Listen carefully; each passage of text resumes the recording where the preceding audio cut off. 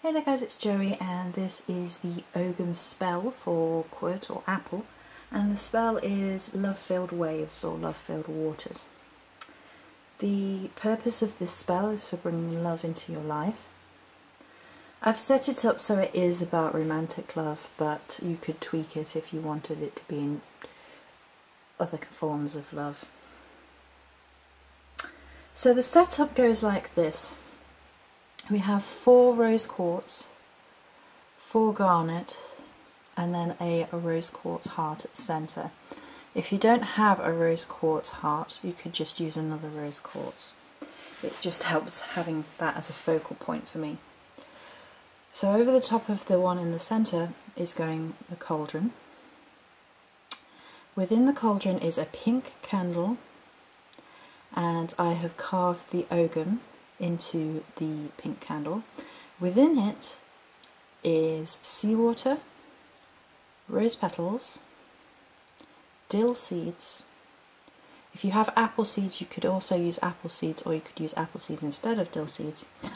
And if you feel the need, you can also add some seashells. I'm going to talk through all the reasons why in a second. So, we have rose quartz and garnet surrounding, and there are 9 crystals in total. 9 being the number of the goddess, it's 3 by 3, so it's all the cycles of life. And the point of that is to bring things into your life that are meant to come into your life, the natural order of things. Rose quartz is known as the heartstone for love. To bring unconditional love into your life and to reawaken the heart to its own innate love. It provides deep self-contentment, allowing the capacity to truly give and truly receive from others, as well as being tied to the heart chakra. Garnet is the other side of it, which is tied to the root chakra, the primordial fire, intense feelings, sensuality, sexuality, to give the spark of enduring passion, the drive to bring love into your life. So that's the reason for the crystals. The cauldron is there as being a symbol of the womb of rebirth. You could take this in a very literal, sensual way, or you can take it in the symbolism way, the death of one thing and the rebirth of something else, you know, the creation aspect of the cauldron. I used seawater because it is the realm of emotions, and the sea is also the last great unknown on this planet. So when you're feeling like you don't know what's going on and you don't know if you're ever going to find love, and the mystery and the frustration behind things, seawater is great for soothing that sort of stress. Also connected to the feminine moon energy to help you dream of love, as well as, for our purposes this week, it is tied to the sea god, Manannán Mac Lir. And if you watch the video, you know he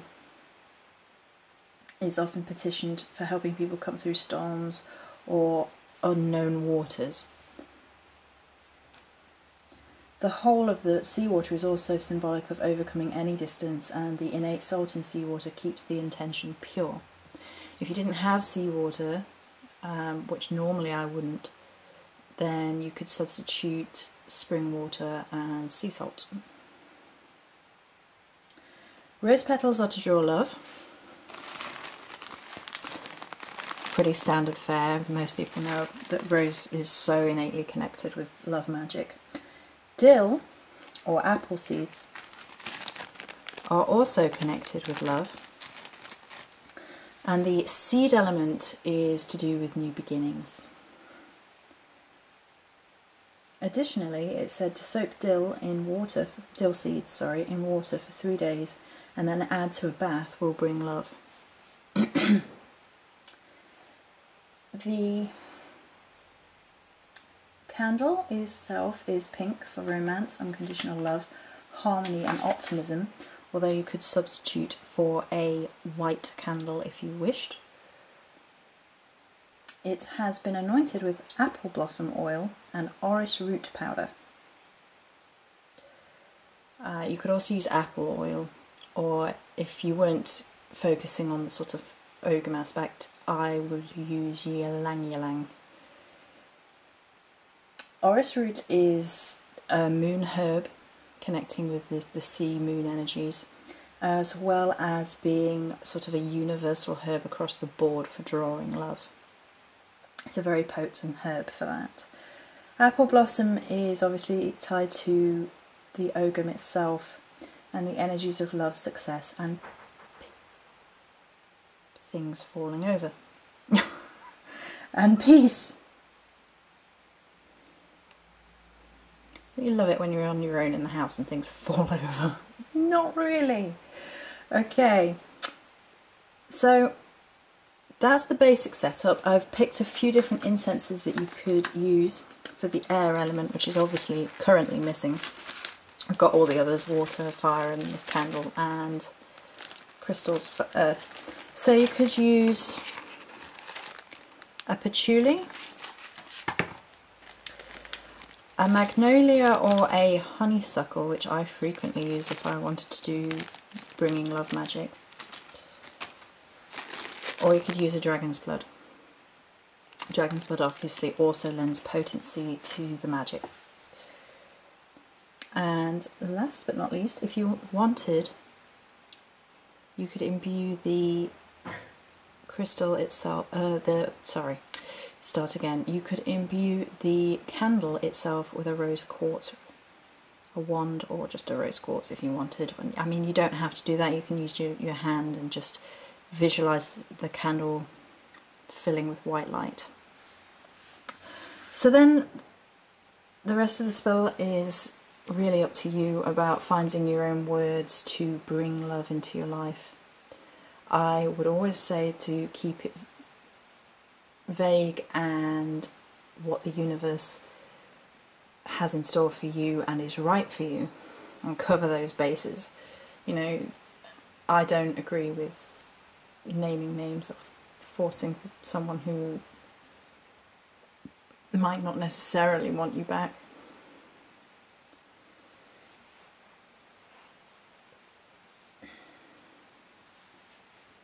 It's up to your own conscience, of course. And the situations often change. You could also use this if you and your lover were having difficulties in crossing the divide.